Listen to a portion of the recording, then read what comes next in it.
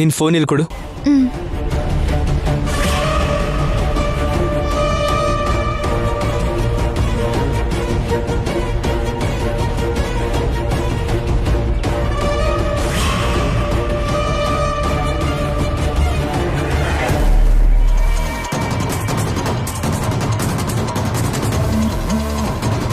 ಇಲ್ಲಿ ನೋಡಿ,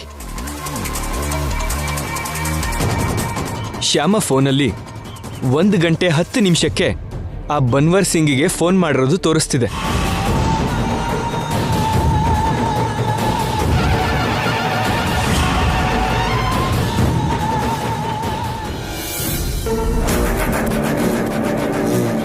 ಶ್ಯಾಮ ಫೋನಿಂದ ಬನ್ವರ್ ಸಿಂಗ್ ಹತ್ರ ಮಾತಾಡಿದ್ರೆ ನಾಳೆ ಏನಾದ್ರೂ ಪ್ರಾಬ್ಲಮ್ ಆದ್ರೂ ಕೂಡ ನಾನ್ ಸೇಫ್ ಆಗಿರ್ತೀನಿ. ಶ್ಯಾಮ ಸಿಕ್ಕಾಕೋತಾಳೆ.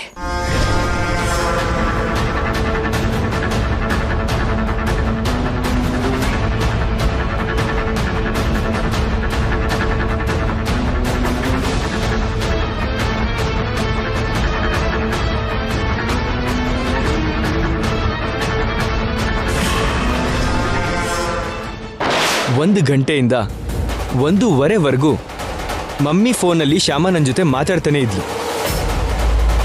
ಯಾರೋ ಬೇಕು ಅಂತಾನೆ ಶ್ಯಾಮ ಫೋನಿಂದ ಅವ್ರ ಜೊತೆ ಮಾತಾಡಿ ಆ ತಪ್ಪನ್ನ ಶ್ಯಾಮ ತಲೆ ಮೇಲೆ ಹಾಕಕ್ಕೆ ನೋಡ್ತಿದ್ದಾರೆ.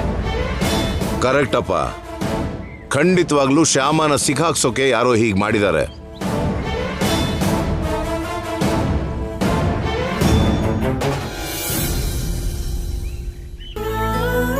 ಸಾರಿ ಶ್ಯಾಮ, ಸಾರಿ. ಏನು ಅನ್ಕೋಬೇಡ. ಅಯ್ಯೋ, ನೀವು ನನಗೆ ಸಾರಿ ಕೇಳೋದು ಯಾಕತ್ತೆ?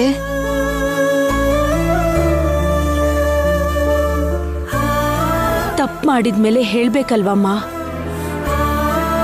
ನೀವು ತಪ್ಪು ಮಾಡ್ಲಿಲ್ಲ ಅತ್ತೆ. ನನ್ನ ಫೋನಲ್ಲಿ ಆ ನಂಬರ್ ಇದ್ದಿದ್ದಕ್ಕೆ ನೀವು ತಪ್ಪು ತಿಳ್ಕೊಂಡ್ರಿ ಅಷ್ಟೇ.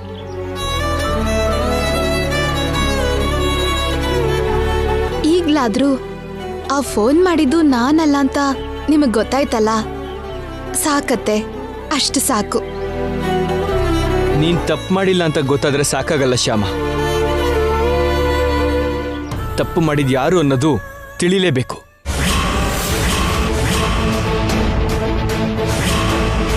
ತಪ್ಪು ಮಾಡಿದ್ದು ಅಲ್ದೇನೆ ಆ ತಪ್ಪನ್ನ ನಿನ್ಮೇಲೆ ಹಾಕಕ್ ನೋಡಿದವ್ರು ಯಾರು ಅಂತ ನನಗೆ ತಿಳ್ಕೊಳ್ಳೇಬೇಕು. ಖಂಡಿತವಾಗ್ಲೂ ಅದು ನಮ್ಮ ಮನೇಲಿರೋರ್ದೇ ಕೆಲಸ ಆಗಿರುತ್ತೆ. ನಮ್ಮ ಮನೇಲಿದ್ದು ನಮ್ಮ ಉಪ್ಪು ತಿಂದು ನಮ್ಮ ಕಂಪನಿಗೆ ದ್ರೋಹ ಮಾಡಕ್ ನೋಡಿದ್ರು. ಹಾಗೆ ದ್ರೋಹ ಮಾಡಕ್ ನೋಡಿದ್ದು ನಮ್ಮ ತೋಟದ ಕೆಲಸದವ್ರು ಇರ್ಬೋದು, ನಮ್ಮ ಅಡುಗೆಯವರು ಇರ್ಬೋದು, ನಮ್ಮ ಕಾರ್ ಡ್ರೈವರ್ ಕೂಡ ಇರ್ಬೋದು, ಯಾರಾದ್ರೂ ಇರ್ಬೋದು. ಅದ್ಯಾರು ಅಂತ ತಿಳ್ಕೊಂಡು ಮೊದಲು ಅವ್ರನ್ನ ಕೆಲಸದಿಂದ ಕಿತ್ತಾಕ್ಬೇಕು. ಕೆಲಸದಿಂದ ತೆಗೆದ್ರೆ ಸರಿ ಹೋಗಲ್ಲ ಡ್ಯಾಡಿ. ನಮಗ್ ದ್ರೋಹ ಮಾಡಬೇಕು ಅಂತ ನೋಡಿದ್ದು ಅಲ್ಲದೆ ನಮ್ಮ ಶ್ಯಾಮನ್ನ ದೋಷಿ ಮಾಡಬೇಕು ಅಂತ ನೋಡಿದವ್ರ ಮೇಲೆ ಪೊಲೀಸ್ ಕಂಪ್ಲೇಂಟ್ ಕೊಟ್ಟು ಅರೆಸ್ಟ್ ಮಾಡಿಸ್ಬೇಕು. ಅವರು ಮಾಡಿರೋ ತಪ್ಪನ್ನ ನಿರೂಪಿಸಿ ಅವರನ್ನ ಜೈಲಿಗೆ ಹಾಕಿಸ್ಬೇಕು. ಅವಾಗ ಮಾತ್ರ ನನ್ನ ಕೋಪ ಹೋಗೋದು.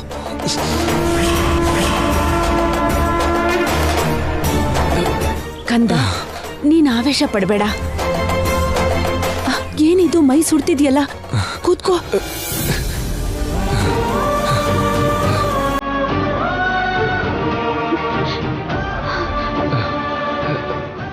ಹೌದತ್ತೆ, ಮೈ ಸುಡ್ತಿದೆ.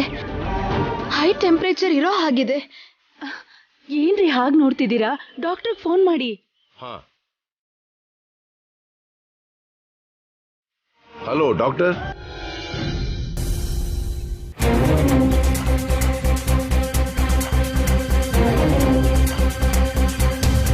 ಏನಷ್ಟು ಸೀರಿಯಸ್ ಆಗಿ ಯೋಚನೆ ಮಾಡ್ತಿದ್ಯಾ? ಎಷ್ಟು ಸೀರಿಯಸ್ ಆಗಿದ್ದೀನಿ ನಾನು? ಯಾವ್ದಾದ್ರು ತಪ್ಪು ಮಾಡಿದಾಗ ಎಷ್ಟು ಸೀರಿಯಸ್ ಆಗಿ ಆಲೋಚನೆ ಮಾಡ್ತಾರೋ ಅಷ್ಟು ಸೀರಿಯಸ್ ಆಗಿ. ಹೌದು, ತಪ್ಪು ಮಾಡಿದ್ದೀನಿ. ಅಂದ್ಕೊಂಡಿದ್ದೆ ಕೋಲ್ಕತ್ತಾ ಪಾರ್ಟಿಗೆ ನಮ್ಮ ಕಂಪ್ನಿ ಸೀಕ್ರೆಟ್ನ ಲೀಕ್ ಮಾಡಿ ತುಂಬಾ ದೊಡ್ಡ ತಪ್ಪು ಮಾಡಿದೆ ಐಶ್ವರ್ಯ. ನಾನ್ ಮಾಡಿದ್ದು ಆ ತಪ್ಪಲ್ಲ. ಮತ್ಯಾವ ತಪ್ಪು ಮಾಡಿದೆ? ನಿನ್ನ ಮದ್ವೆ ಮಾಡ್ಕೊಂಡಿದ್ದೆ ನಾನ್ ಮಾಡಿದ ತಪ್ಪು. ಕಂಪ್ನಿ ಸೀಕ್ರೆಟ್ಸ್ ಯಾರೋ ಲೀಕ್ ಮಾಡಿದ್ರೆ ಅದನ್ನ ನಾನೇ ಲೀಕ್ ಮಾಡಿದೀನಿ ಅನ್ಕೊಳ್ಳೋನ್ನ ಮದ್ವೆ ಆಗಿದ್ದೀನಿ ನೋಡು, ಅದೇ ನಾನ್ ಮಾಡಿದ ತಪ್ಪು. ಯಾರೋ ಲೀಕ್ ಮಾಡಿಲ್ಲ, ನಮ್ಮ ಮನೆಯವರೇ ಲೀಕ್ ಮಾಡಿರೋದು.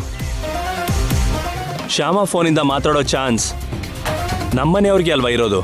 ಇದ್ರೆ ನನ್ನೇ ಅನ್ಮಾನಿಸ್ತೀಯಾ? ಹಾಗ್ ಮಾತಾಡೋ ಚಾನ್ಸ್ ನನ್ನೊಬ್ಳಿಗೆ ಇದ್ಯಾ? ಮನೇಲಿರೋ ಎಲ್ಲಾರ್ಗೂ ಇದೆಯಲ್ಲ. ಆದ್ರೆ ಯಾರ ಮೇಲೂ ನಿನ್ಗೆ ಅನುಮಾನ ಬರ್ಲಿಲ್ಲ, ನನ್ ಮೇಲ್ ಮಾತ್ರ ಅನುಮಾನ ಬಂದಿದ್ದು. ಅಂದ್ರೆ ಹೆಂಡ್ತಿ ಅಂದ್ರೆ ಅಷ್ಟು ಕೇವಲ ಆಗೋಗಿದೆ ನಿನ್ಗೆ. ಹೆಂಡ್ತಿ ಮೇಲೆ ನಂಬಿಕೆ ಇಲ್ದಿರೋ ನಿನ್ ಜೊತೆ ಸಂಸಾರ ಮಾಡೋಕೆ ನನ್ ಕೈಲಾಗಲ್ಲ. ಹೊರಟೋಗ್ತೀನಿ, ನಮ್ಮ ಅಮ್ಮನ ಮನೆಗೆ ಹೊರಟೋಗ್ತೀನಿ. ಐಶ್ವರ್ಯ, ಏನಿದು? ನಿಂತ್ಕೋ. ಯಾಕಿರ್ಬೇಕು? ಯಾಕಿರ್ಬೇಕು? ನನ್ನ ಇಷ್ಟು ಪ್ರಶ್ನೆ ಮಾಡಿ ಅವಮಾನ ಮಾಡಾದ್ಮೇಲೂ ಯಾಕಿರ್ಬೇಕು? ನಿನ್ನ ಅನುಮಾನಿಸ್ಬೇಕು, ಅವಮಾನಿಸ್ಬೇಕು ಅನ್ನೋದು ನನ್ನ ಉದ್ದೇಶ ಅಲ್ಲ. ಕ್ಯಾಶುಯಲ್ ಆಗಿ ಕೇಳಿದೆ ಅಷ್ಟೇ. ಕ್ಯಾಶುಯಲ್ ಆಗಿ ಕೂಡ ಹೆಂಡ್ತಿನ ಹಾಗೆ ಕೇಳ್ಬಾರ್ದು. ಹಾಗ ಅನುಮಾನ ಬಂದ್ಮೇಲೆ ಮನೇಲಿ ಆ ಹೆಂಡ್ತಿ ಇರ್ಲೇಬಾರ್ದು. ಅದಕ್ಕೆ ಹೊರಟೋಗ್ತಾ ಇದ್ದೀನಿ.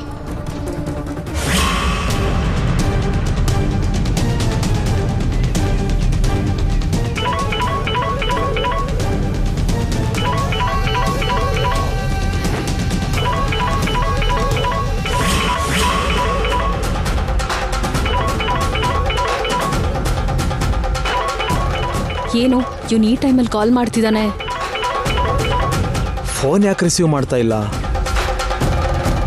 ಓಕೆ ಐಶ್ವರ್ಯ, ತಪ್ಪು ನಂದೆ. ನಿನ್ನ ಹಾಗೆ ಕೇಳಬಾರ್ದಿತ್ತು. I am sorry. I am extremely sorry. Okay, ಇನ್ಯಾವತ್ತೂ ಅನುಮಾನ ಪಡ್ಬೇಡ. ಅನುಮಾನ ಪಟ್ರೆ ಮಾತ್ರ ಈ ಮನೆಯಲ್ಲಿ ಒಂದು ಕ್ಷಣ ಕೂಡ ಇರಲ್ಲ.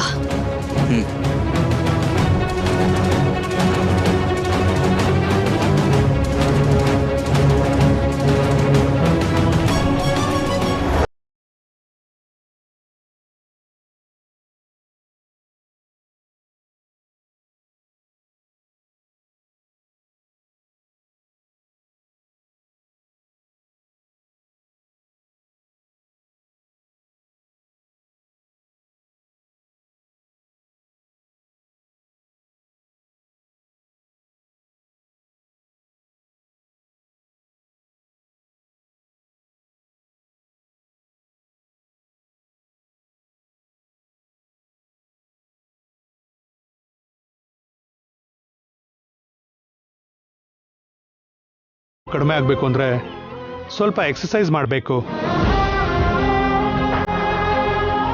ಫೀವರ್ ಕಡಿಮೆ ಆದಮೇಲೆ ಸ್ವಲ್ಪ ದಿನದ ತನಕ ಫಿಸಿಯೋಥೆರಪಿ ಮಾಡಿಸ್ಬೇಡಿ. ಆಯ್ತು ಡಾಕ್ಟ್ರೆ, ಮಾಡಿಸೋಣ. ಫಿಸಿಯೋಥೆರಪಿಸ್ಟ್ ಯಾರನ್ನಾದ್ರೂ ಮನೆಗೆ ಕಳಿಸ್ತೀರಾ? ಬೇಕು ಅಂದರೆ ಕಳಿಸ್ತೀನಿ ಸರ್. ನೀವು ಯಾರಾದರೂ ಹತ್ರ ಇದ್ದು ಎಕ್ಸಸೈಸ್ ಮಾಡಿಸೋದಾದರೆ ಫಿಸಿಯೋಥೆರಪಿಸ್ಟ್ ಕೂಡ ಬೇಕಾಗಿಲ್ಲ. ಅವು ತುಂಬಾ ಸಿಂಪಲ್ ಎಕ್ಸಸೈಸು, ನಾನೇ ಕಲಿಸ್ತೀನಿ. ಹಾಗಾದ್ರೆ ನನಗೆ ಕಲಿಸಿ ಸರ್. ನಾನೇ ಅವ್ರ ಹತ್ರ ಇದ್ದು ಅವ್ರ ಕೈಯಲ್ಲಿ ಆ ಎಕ್ಸಸೈಸ್ ಎಲ್ಲ ಮಾಡಿಸ್ತೀನಿ. ಓಕೆನಮ್ಮ. ಹಾ, ಸ್ವಲ್ಪ ಹೊತ್ತಲ್ಲೇ ಟೆಂಪ್ರೇಚರ್ ನಾರ್ಮಲ್ ಆಗುತ್ತಲ್ಲ, ನಾರ್ಮಲ್ ಆದ್ಮೇಲೆ ಕಲಿಸ್ತೀನಿ. ಈಗ ನಿಮ್ಗೆ ಹೇಗಿದೆ ಸರ್? ಆರಾಮಾಗೇ ಇದ್ದೀನಿ doctor. I am all right. ಈಗ ಸ್ವಲ್ಪ ಹೊತ್ತು ಎಕ್ಸಸೈಸ್ ಮಾಡ್ತೀರಾ? ಶ್ಯೂರ್. ಹಾಗಾದ್ರೆ ನಿಧಾನಕ್ಕೆ ಹೇಳಿ.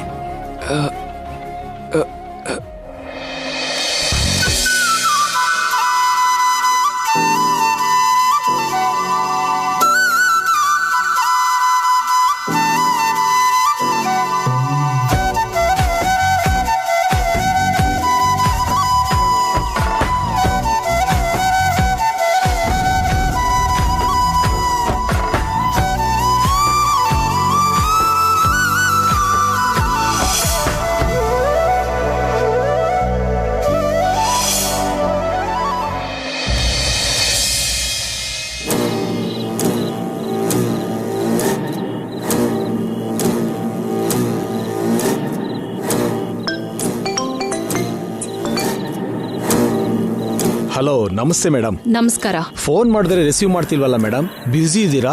ನೀವ್ ಯಾವಾಗ ಫೋನ್ ಮಾಡಿದ್ರು ರಿಸೀವ್ ಮಾಡಕ್ಕೆ ನಾನ್ ಕೆಲ್ಸ ಇಲ್ದೆ ಖಾಲಿ ಕುತ್ಕೊಂಡಿದ್ದೀನಿ ಅನ್ಕೊಂಡಿದ್ದೀರಾ? ಇಲ್ಲ ಮೇಡಮ್, ನೀವು ತುಂಬಾ ಬ್ಯುಸಿ ಪರ್ಸನ್ ಅಂತ ಗೊತ್ತಿದೆ. ಅದ್ ಬಿಡಿ, ನೀವ್ ಯಾಕೆ ಫೋನ್ ಮಾಡಿದ್ದು? ನೀವು ನನಗೆ ಕೊಟ್ಟ ಇನ್ಫಾರ್ಮೇಶನ್ ಇಂದ ನನಗೆ ತುಂಬಾ ಲಾಭ ಆಯ್ತು ಮೇಡಮ್. ಆದರೆ ಇಲ್ಲಿ ಅದರಿಂದ ದೊಡ್ಡ ಸಮಸ್ಯೆನೂ ಆಗಿದೆ. ನಿಮ್ ಸಮಸ್ಯೆ ನನ್ಗೇನಕ್ಕೆ? ಅಂದರೆ ನೀವು ಕೊಟ್ಟಿರೋ ಇನ್ಫಾರ್ಮೇಷನಿಂದನೇ ಅಲ್ವಾ ಮೇಡಮ್ ಈ ಸಮಸ್ಯೆ ಆಗಿದ್ದು. ಅದಕ್ಕೆ ನಡೆದಿರೋದನ್ನು ನಿಮ್ಗೆ ಹೇಳ್ತಿದ್ದೀನಿ.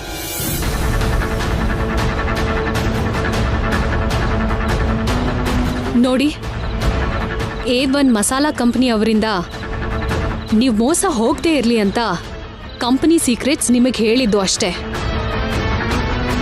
ಅದಕ್ಕೋಸ್ಕರ ನಿಮ್ಮ ಪ್ರಾಬ್ಲಮ್ ಎಲ್ಲ ನನ್ನ ಹತ್ರ ಹೇಳಿ ಅದ್ರ ಬಗ್ಗೆ ನನ್ನ ಹತ್ರ ಪಂಚಾಯಿತಿ ಮಾಡಬೇಡಿ.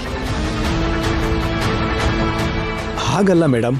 ಬೇಡ, ನನಗಿನ್ನೇನು ಹೇಳಬೇಡಿ.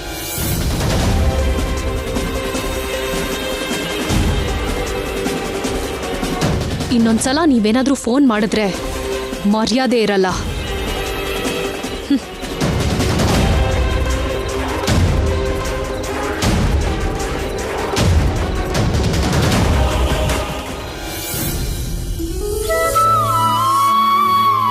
ಫಿಸಿಯೋಥೆರಪಿ ಮಾಡಿಸೋದಕ್ಕೆ ಇಷ್ಟು ದೂರ ಬರ್ಬೇಕಾ Shyama?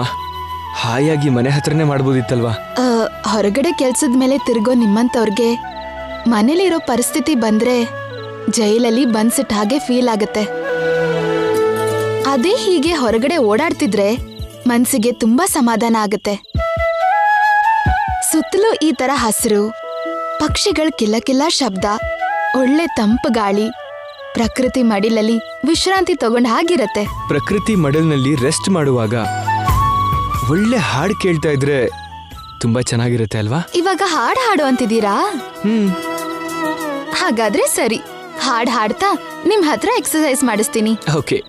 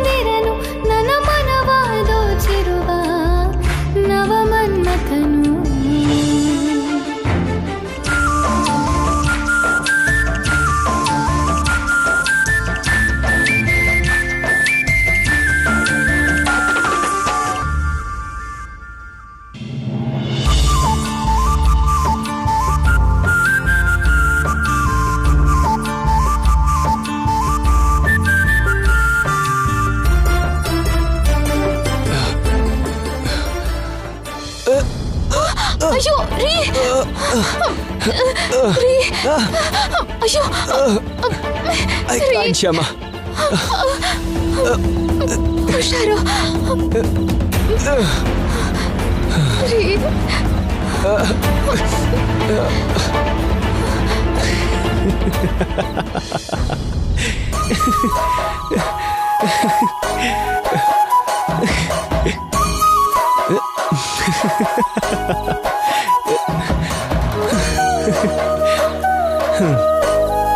Just for fun, Shama. I'm completely all right. Hey!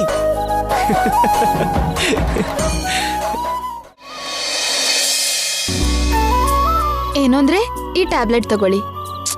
ಇನ್ನು ಟ್ಯಾಬ್ಲೆಟ್ಸ್ ಯಾಕೆ ಶ್ಯಾಮ? ಕಡಿಮೆ ಆಯ್ತಲ್ವಾ?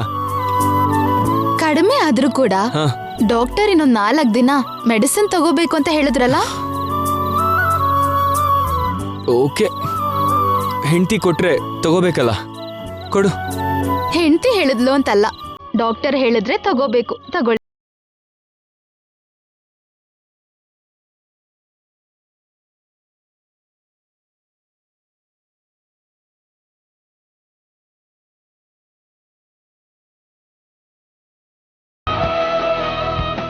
ಏನಾಯ್ತ್ರಿ ಹಾಗ್ ನೋಡ್ತಿದ್ದೀರಲ್ಲ?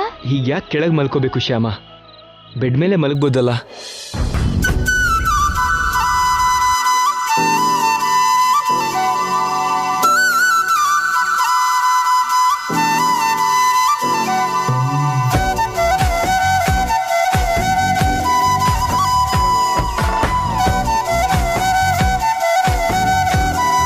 ನಾಚಿಕೆ ಪಡ್ತಿದ್ಯಲ್ಲ ಶ್ಯಾಮ, ನೀನು ಕೂಡ ನನ್ನ ಜೊತೆನೆ ಮೇಲೆ ಮಲಗ್ಬೋದಲ್ಲ. ನಾವಿಬ್ರು ಗಂಡ ಹೆಂಡ್ತಿ ಅಲ್ವಾ, ಮಲ್ಕೊಂಡ್ರೆ ತಪ್ಪೇನು?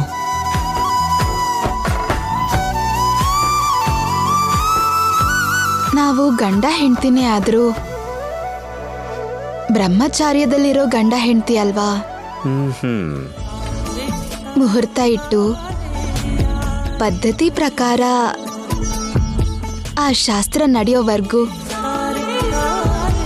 ನಾವು ದೂರನೇ ಇರ್ಬೇಕಲ್ವಾ? ಮನ್ಸುಗಳು ದೂರ ಆಗಿದ್ರೆ ಮನುಷ್ಯರು ದೂರ ಇದ್ದ ಹಾಗೆ ಶ್ಯಾಮ. ಮನುಷ್ಯರು ದೂರ ಇದ್ದಾಗ ಮನ್ಸು ಹತ್ರ ಇರ್ಬೋದು, ಇಲ್ದೇ ಇರ್ಬೋದು. ಆದ್ರೆ ಮನುಷ್ಯರು ಹತ್ರ ಇದ್ದಾಗ ಮನ್ಸ್ ಹತ್ರ ಆಗದೆ ಹೇಗಿರತ್ತೆ ರೀ?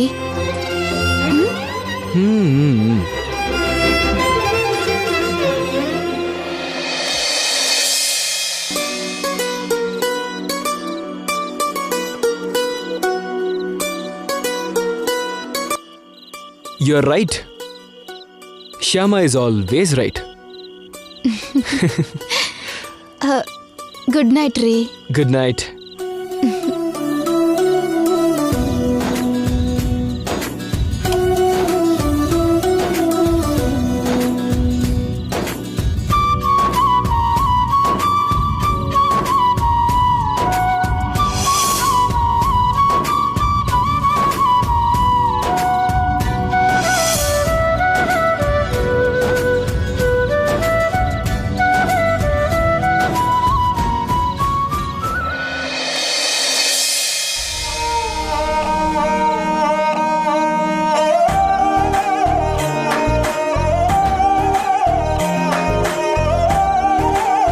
ನೋಡಿದ್ರ ನನ್ ಸೊಸೆ ಎಷ್ಟು ಶಿಸ್ತಾಗಿ ಮಾತಾಡ್ತಾಳೆ. ಸೊಸೆ ಶಿಸ್ತಾಗೆ ಮಾತಾಡ್ತಿದ್ದಾಳೆ, ಆದ್ರೆ ನಾವೇ ಶಿಸ್ತಾಗಿಲ್ಲ. ನಮಗ್ ಶಿಸ್ತಿಲ್ವಾ? ಯಾಕೆ? ಏನು ಅಂದ್ರೆ ಅವರಿಬ್ಬರಿಗೂ ಮದುವೆ ಆಗಿ ಇಷ್ಟು ದಿನ ಆಯ್ತು, ಆ ಶಾಸ್ತ್ರನ ಮಾಡಿಸ್ತೀವ ನಾವು?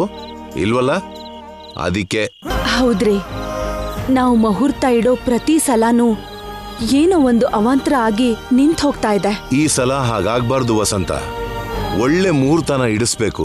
ಸರಿ ರೀ, ಅಪ್ಪ ಬಂದ್ಮೇಲೆ ಒಳ್ಳೆ ಮುಹೂರ್ತ ನೋಡ್ಸಿ ಈ ಶುಭ ಕಾರ್ಯನ ಮಾಡಿ ಮುಗ್ಸೋಣ. ಶುಭಂ.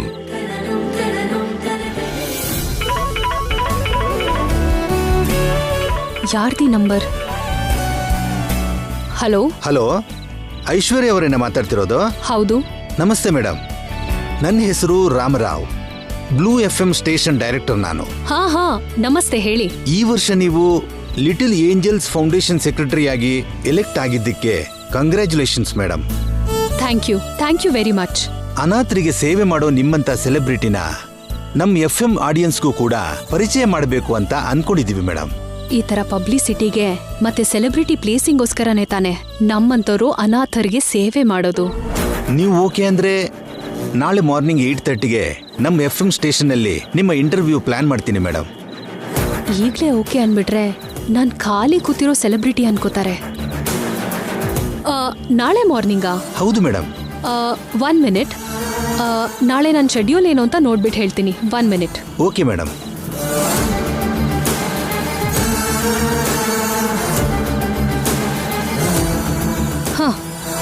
ನಾಳೆ ಮಾರ್ನಿಂಗ್ 10 o'clockಗೆ ನಮ್ಮ ಫೌಂಡೇಶನ್ ಪರವಾಗಿ MLA ಅವ್ರನ್ನ ಮೀಟ್ ಮಾಡಬೇಕು.